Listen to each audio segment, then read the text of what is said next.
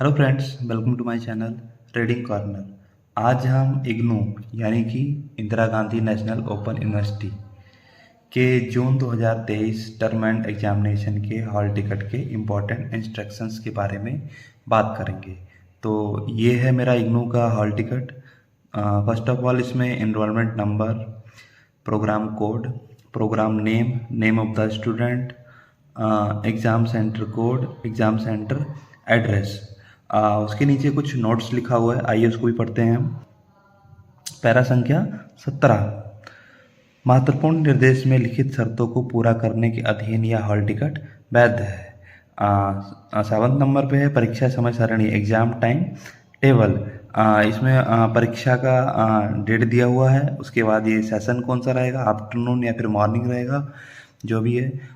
Course code जो भी है मेरा, उसके बाद ये टाइम दिया हुआ है इसके अंदर कि कब से कब तक पेपर होगा। इसके बाद ये देखिए, जून 2023 सत्रांक परीक्षा के लिए महत्वपूर्ण निर्देश, important instructions of June 2023।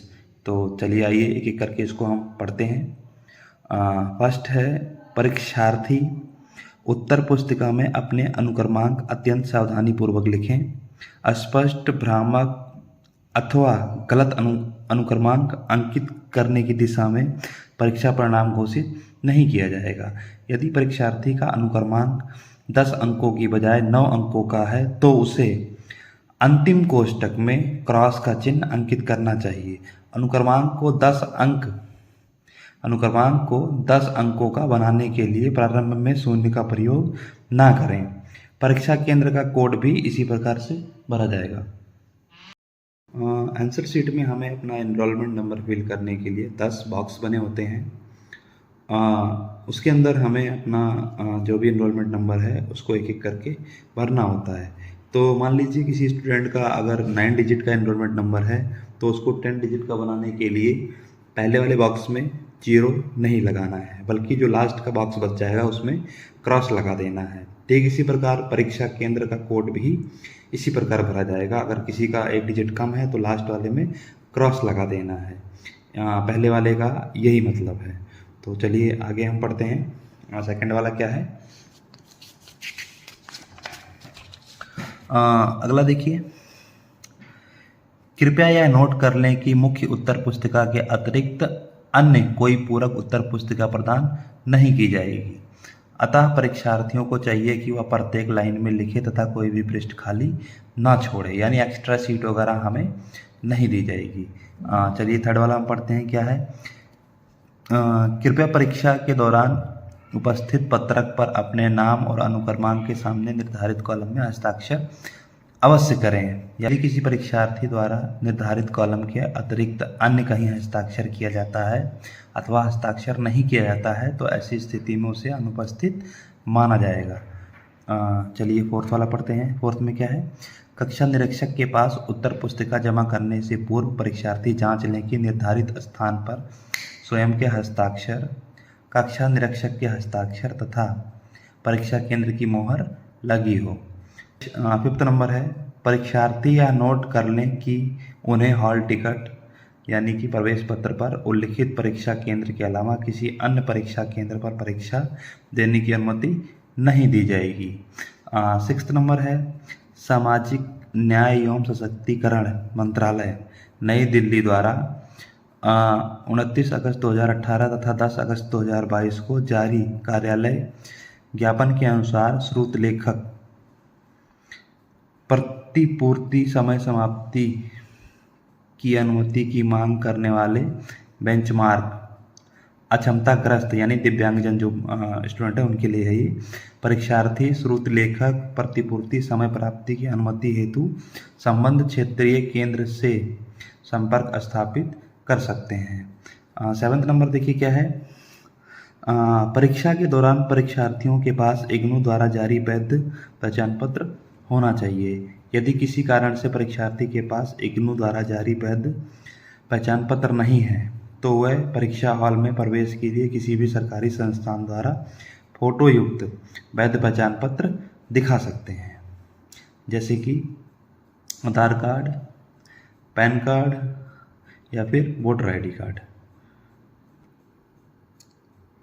8th number है परीक्षा हॉल के अंदर मोबाइल फ़ोन या अन्य कोई इलेक्ट्रॉनिक उपकरण ले जाना सख्त मना है।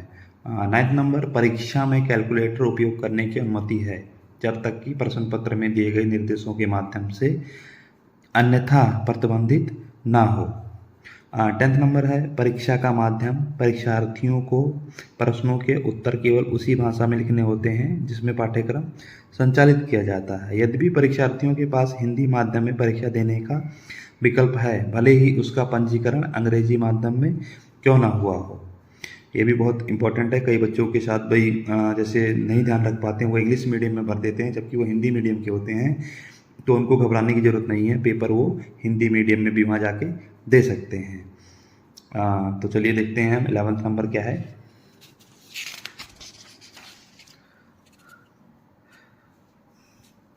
किसी अन्य क्षेत्रीय भाषा में लिखे गए उत्तरों का मूल्यांकन नहीं किया जाएगा जिसमें पाठ्यक्रम का संचालन नहीं किया जाता है, और ऐसे पाठ्यक्रम की परीक्षा परीक्षार्थियों को बिना किसी सूचना के रद्द कर दी जाएगी। ऐसे मामले में परीक्षार्थियों को बाद की परीक्षा में फिर से सम्मिलित होना होगा।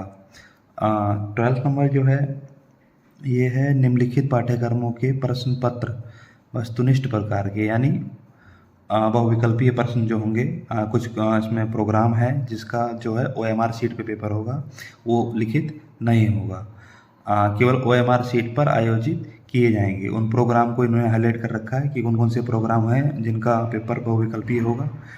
इसमें है BDP, BTC, BCA, BSW, CLIS, CBS, DBAV, FV, DDT, DMT, DPBC, PO and DWM। फिर ये अगला है CBCS, based bachelors and honours degree programmes. तो ये ऐसे प्रोग्राम हैं जिनका विकल्पीय वाले वही पेपर होंगे, इनका OMR शीट पे होगा इनका पेपर।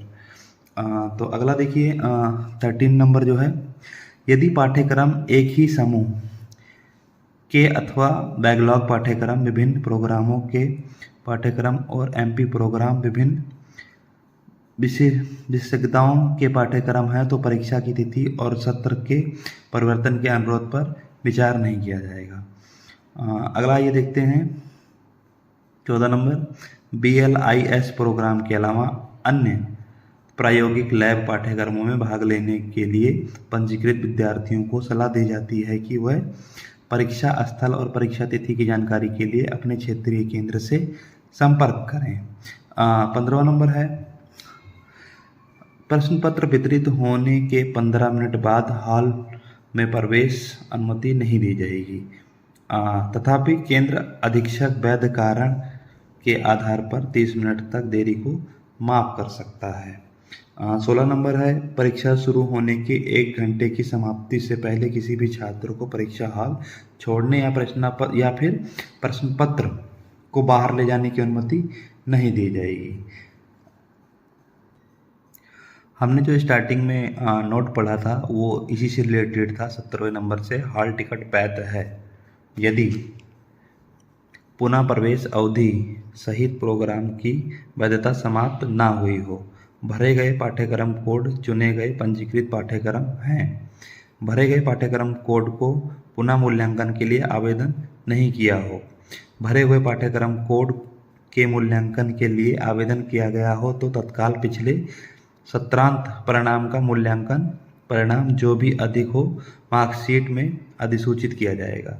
कृपया उपनाम सहित अपने नाम की वर्तनी जांच लें, यदि सही नहीं है तो तुरंत SRD को सूचित करें।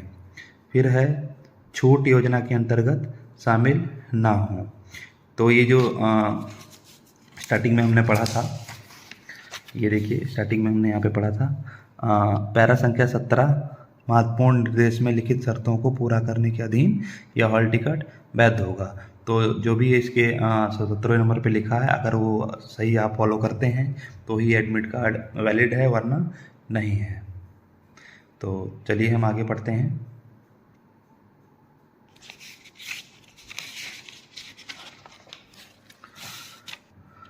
तो अगला है 18वां नंबर, किसी भी परीक्षार्थी को परीक्षा केंद्र के बाहर उत्तर पुस्तिका ले जाने की अनुमति नहीं है। और यदि ऐसा पाया जाता है तो मामला पुलिस और UFM में पंजीकृत किया जाएगा। 19वां नंबर है प्रतिरूपण की सूचना पुलिस को दी जाएगी। 20 नंबर है विद्यार्थियों को सलाह दी जाती है कि वह भविष्य के संदर्भ के लिए अपने हॉल टिकट यानी एडमिट कार्ड को उसकी फ़ोटोकॉपी सुरक्षित करके अपने पास रख लें। अगला जो है 21 नंबर जून 2023 परीक्षा के असाइनमेंट प्रोजेक्ट और प्रैक्टिकल अवार्ड ग्रेड कार्ड स्थिति में जून 2023 परीक्षा के परिणाम के साथ अपलोड किए जाएंगे। तो ये था एडमिट कार्ड से रिलेटेड कुछ महत्वपूर्ण निर्देश। अगर आप इनको फॉलो करते हैं तो फिर परीक्षा में आपको बैठने में किसी प्रकार की समस्या नहीं होगी। Thanks for watching.